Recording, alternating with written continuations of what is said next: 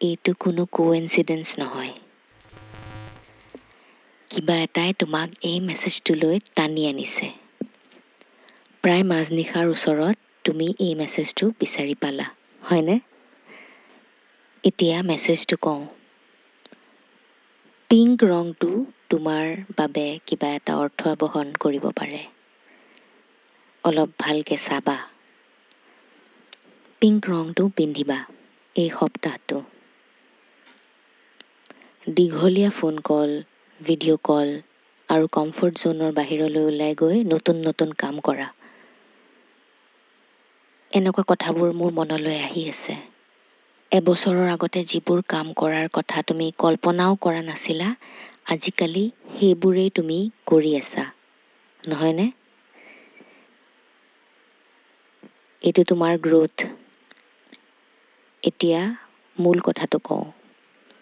যদি তুমি এই ভিডিঅ'টো প্ৰায় মাজনিশাৰ সময়ত পাইছা, তেন্তে এইটো কোনো কোইনচিডেন্স নহয়। এই মেছেজটো তোমাৰ বাবেই। তুমি এইটো শুনা, ভালকে শুনা। ঠিক 12 বজাৰ লগে লগে মোৰ মনত এটা শব্দ বাৰে বাৰে আহি আছিল। সেইটো হৈছে ক্লে, মানে বোকা মাটি। মই শুবলৈ গৈছিলোঁ, তথাপিও মোৰ ভিতৰৰ কিবা এটাই কৈ আছিল, উঠা, এতিয়াই এই মেছেজটো ৰেকৰ্ড কৰা। হয়তো তোমাৰ শ্লিপ স্কেডিউল অলপ বেলেগ বা খেলি মেলি হৈ আছে, সেইটোও মোৰ মনলৈ আহিছিল, কিন্তু হ'লেও মই ভাবিলোঁ যে মই এই মেছেজটো তোমাক দিবই লাগে, কাৰণ এই মেছেজটো তুমি পালেহে তুমি তোমাৰ সম্পূৰ্ণ যিখিনি কাম সেইখিনি ফিনিছ কৰিব পাৰিবা, কমপ্লিট কৰিব পাৰিবা। ঠিক আছে, এতিয়া আচল মেছেজটো কওঁ। মোৰ মনলৈ বাৰে বাৰে মাটি শব্দটো আহি আছিল। তুমি মাটিৰ দৰে। কিছুমান মানুহ পাথৰৰ দৰে, শিলৰ দৰে। শিলৰ দৰে মানুহবোৰৰ মাইণ্ডছেট বহুত ফিক্সড হয়। তেওঁলোকে ভাবে মই এনেকুৱাই, মই কেতিয়াও সলনি নহওঁ। কিন্তু তুমি এনেকুৱা নহয়। তুমি মাটি। যদি তুমি ভাবাও যে তুমি সলনি নোহোৱা, কিন্তু তুমি হ'লেও শিল নহয়, তুমি মাটি। এই মেছেজটো তোমাৰ কাৰণে। তোমাৰ গ্ৰোথ মাইণ্ডছেট আছে। জীৱনে যেতিয়া তোমাক সলনি হ'বলৈ কয়, তুমি সলনি হ'ব পাৰা। এঠাই এৰি আন ঠাইলৈ যাব লগা হ'লে তুমি যোৱা। তুমি বহি বহি অভিযোগ কৰি থকা মানুহ নহয়। কেৱল কান্দি সময় নষ্ট কৰা মানুহও তুমি নহয়। তুমি সিদ্ধান্ত লোৱা। ইউ আৰ এ ডিচিজন মেকাৰ। আৰু তুমি সিদ্ধান্ত লৈ আগবাঢ়ি যোৱা। হয়নে নহয় কোৱা? তুমি চেঞ্জৰ লগত বহুত কমফৰ্টেবল হৈ পৰিছা। আচলতে অলপ আগৰ তুলনাত বহুত বেছি কমফৰ্টেবল। এবছৰৰ আগততো তুমি যদি কম্পেয়াৰ কৰিলাহেঁতেন তোমাক, তুমি বহুত বেছি সলনি হৈছা, and I am so' proud of you. মানুহ হেৰুৱাবলৈও তুমি এতিয়া আগৰ দৰে ভয় নোখোৱা, হয়নে নাই? আগতে যেনেকৈ এই ফ্ৰেণ্ড গ্ৰুপ সলনি হৈ যায়, কিছুমান মানুহ আঁতৰি যায় আৰু কি কওঁ, নতুন মানুহ জীৱনলৈ আহিব পাৰে। এইবোৰ তুমি এতিয়া আজিকালি বহুত সহজে একচেপ্ট কৰিব পাৰা হ'লা।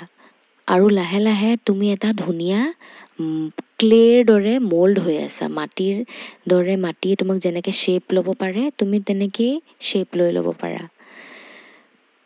তুমি কিন্তু আগতেও ভাল মানুহে আছিলা, কিন্তু এতিয়া তুমি নিজৰ যোনটো হায়াৰ চেল্ফ, তোমাৰ ফিউচাৰ চেল্ফ, সেই ফিউচাৰ চেল্ফলৈ তুমি ৰূপান্তৰিত হৈ আছা। তোমাৰ ফিউচাৰত যোনখিনি তোমাৰ নামটো কৈ পেলাই যদি তুমি ভাবা, তোমাৰ ফিউচাৰ মানুহগৰাকী বা মানুহজনক যদি তুমি চোৱা, তেওঁলৈ তুমি ৰূপান্তৰিত হৈ আছা। আগতকৈ বহুত বেছি চেন্সিবল হৈ গৈছা। তুমি আগৰ পৰাই মেচিয়ৰ মানুহে আছিলা, অলপ ছফিষ্টিকেটেড। তুমি কেনেকৈ বহিবা জানা, কেনেকৈ থিয় হ'বা জানা, কেনেকৈ কাপোৰ পিন্ধিবা সেইটোও জানা। আৰু মানুহৰ লগত কথা পাতাটো, সেইটো তোমাৰ বহুত মৰমেৰে তুমি পাতা। মেনাৰ্ছ আছে তোমাৰ। তুমি বহুত ৱেল মেনাৰ্ড, মই চেন্স কৰিব পাৰিছোঁ। অচিনাকি মানুহৰ লগতো তুমি ভালদৰে কথা পাতা। কোনোবাই তোমাৰ লগত বেয়া ব্যৱহাৰ কৰিলেও তুমি চেষ্টা কৰা সন্মান বজাই ৰাখিবলৈ। কাৰোবাৰ কোঠালৈ সোমোৱাৰ আগতে নক কৰা, পাৰ্মিশ্যন বিচৰা, প্লিজ কোৱা, চৰি কোৱা, থেংক ইউ কোৱা, এইবোৰ তোমাৰ স্বাভাৱিক, তোমাৰ স্বভাৱতে আছে, কাৰণ তুমি মাটিৰ দৰে।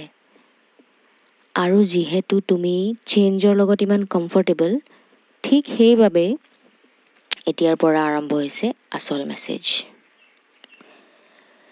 যিহেতু তুমি চেঞ্জৰ লগত ইমান কমফৰ্টেবল, ঠিক সেইবাবেই তোমাৰ জীৱনলৈ ইমান ডাঙৰ ডাঙৰ ব্লেছিংছ আহি আছে।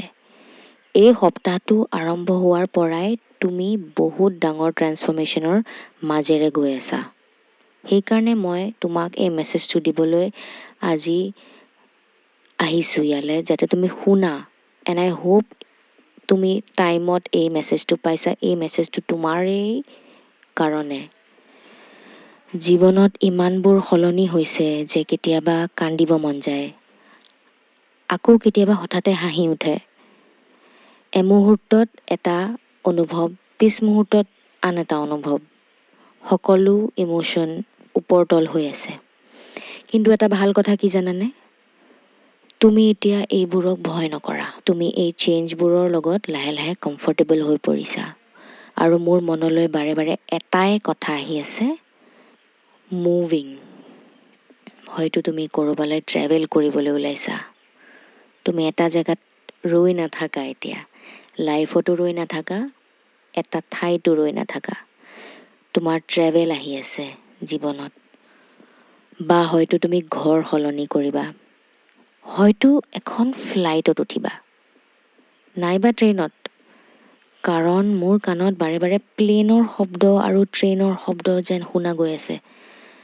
গতিকে ট্ৰেভেলৰ লগত জড়িত কিবা এটা নিশ্চিতভাৱে তোমাৰ জীৱনলৈ আহি আছে। হয়তো ট্ৰিপটো আগতেই প্লেন কৰি ৰাখিছা, হয়তো এতিয়াও প্লেন কৰি আছা, নাইবা এতিয়াও কেৱল সপোন দেখিছা যে এদিন ক'ৰবালৈ যাম, এনেকৈ আজি ভাবিছা বা কালি ভাবিছা, কিন্তু ভাবা গৈছে। যিয়ে নহওক, ট্ৰেভেলৰ এনাৰ্জি এটা বহুত শক্তিশালী মই পাই আছোঁ। আৰু যিহেতু তুমি মাটিৰ দৰে, তুমি জীৱনলৈ বহুত অপৰচুনিটি আকৰ্ষণ কৰি আছা এতিয়া বৰ্তমান। নতুন নতুন মানুহ লগ পোৱাৰ অপৰচুনিটি, আন এখন দেশলৈ যোৱাৰ অপৰচুনিটি, কোলাবৰেশ্যন, কাৰোবাৰ লগত কাম কৰা, বিজনেছ পাৰ্টনাৰশ্বিপ, পইচা, লাক্সাৰী, প্ৰেম, এই সকলোবোৰ এনাৰ্জি একেলগে তোমাৰ ফালে আহি আছে। কিন্তু আটাইতকৈ বেছি যোনটো অনুভৱ হৈছে মোৰ, সেয়া গ্ৰ'থ। এনেকুৱা গ্ৰ'থ যিয়ে তোমাক নিজৰ প্ৰতি আৰু বেছি মৰম অনুভৱ কৰাব, ৰেচপেক্টটো আনিব। সময় যোৱাৰ লগে লগে তুমি নিজৰ প্ৰেমত আৰু বেছি পৰিবা। যদি তুমি এই মেছেজটো পাইছা, তেন্তে বুজিবা তুমি চেল্ফ লাভৰ এটা বহুত ধুনীয়া ঠাইত উপস্থিত হৈছা। যোনটো আগতে তোমাৰ নাছিলে, তুমি সেইটোত উপস্থিত হৈছা। হয়, কেতিয়াবা নিজৰ ওপৰত নিজকে ভাল নালাগে, কেতিয়াবা নিজকে সন্দেহ কৰা যায়, কিন্তু তুমি চেষ্টা কৰি আছা হা। আৰু মই ক'ৰবাত এটা কথা পঢ়িছিলোঁ, যদি তুমি নিজকে ভাল পাবলৈ চেষ্টা কৰি আছা, তাৰ মানে তুমি ইতিমধ্যে নিজকে ভাল পোৱা। আৰু এই কথাটোৱে সঁচা। এইটো ইমান কঠিন নহয় বস্তুটো।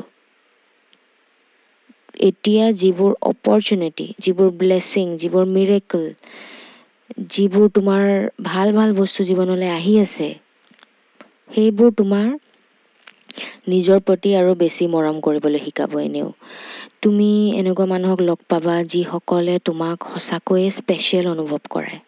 আচলতে মোৰ অনুভৱ হৈছে তুমি এতিয়াও স্পেচিয়েল অনুভৱ কৰা। এই ফ্ৰিকুৱেঞ্চিটোৱে মই এতিয়া অনুভৱ কৰি আছোঁ যে তুমি জানা যে তুমি স্পেচিয়েল। আৰু ঠিক সেইকাৰণেই তুমি নিজৰ প্ৰেমত আৰু বেছি পৰিবা।